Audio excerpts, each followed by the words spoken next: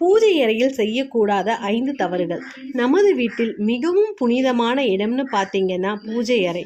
ஆனால் தெரியாமல் செய்யும் சில தவறுகள் வீட்டில் நேர்மறை ஆற்றலை பாதிக்கலாம் என்று வாஸ்து மற்றும் ஆன்மீக நம்பிக்கைகள் கூறுகின்றன.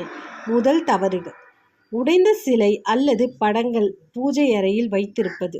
உடைந்த தெய்வீக சிலை இருந்தால் அவற்றை முறையாக அகற்றி புதியவற்றை வைக்க வேண்டும். இரண்டாவது தவறு: பூஜை அறை சுத்தமாக வைத்து கொள்ளாமல் இருப்பது. தினமும் சுத்தம் செய்து விளக்கு ஏற்றுதல் நல்லது.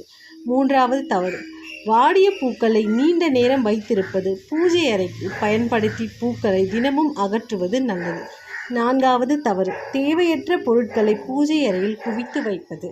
பூஜை அறை அமைதியாகவும் சுத்தமாகவும் இருக்க வேண்டும். ஐந்தாவது தவறு: விளக்கை ஏற்றிவிட்டு கவனிக்காமல் விடுவது.